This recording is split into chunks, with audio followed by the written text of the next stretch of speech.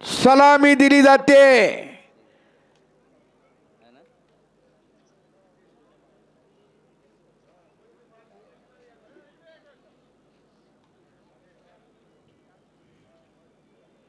वाह,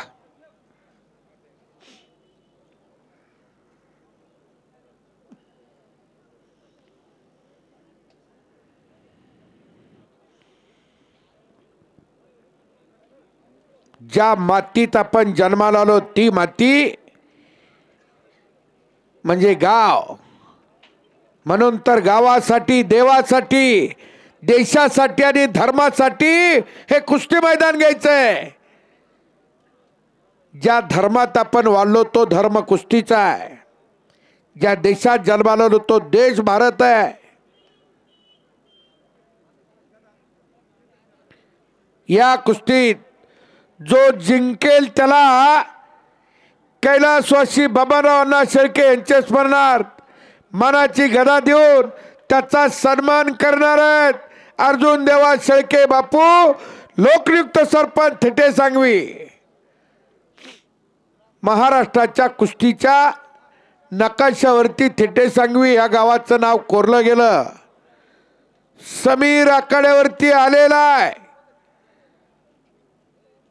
चल लवकर पैलवान जमीर,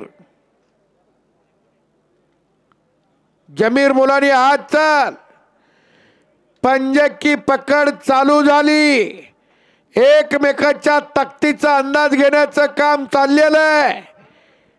अजून एक वैशिष्ट्य आहे, महाराष्ट्रातला पैसा महाराष्ट्रातल्या पैलवानांना मिळावा यासाठी इन महाराष्ट्र कुस्त्या घेतल्या।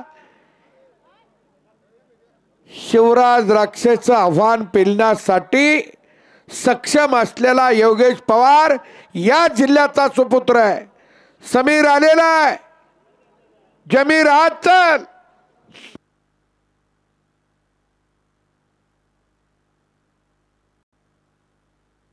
जमीर जल्दी अंदर आइए जमीर। आणि या समरा 1986 सालचे महाराष्ट्र केसरी या अहमदनगर जिल्ह्याला पहिली महाराष्ट्र केसरीची गदा मिळवून देणारे गुलाब बर्डे वस्ताद या कुस्ती मैदानामध्ये उपस्थित होत आहेत।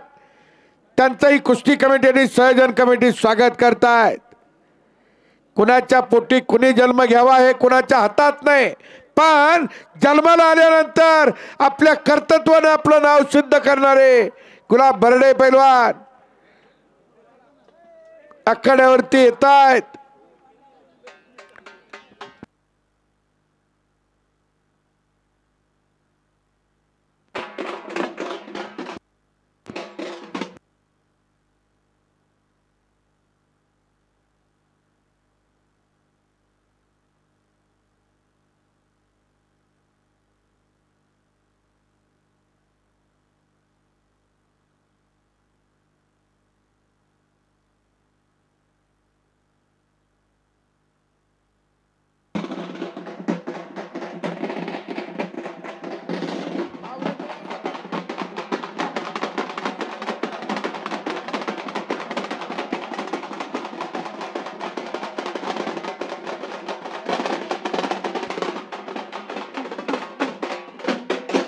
हो,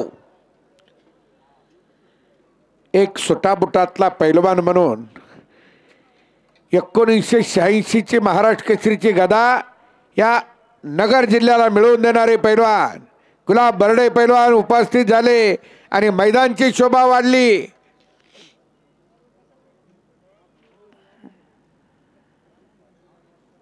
हो, पट्टाला लागतोय पुन्हा एकदा योगेश। पट्टावर पट चालू झालेला आहे आणि शिवराजने कब्जा घेतलेला आहे।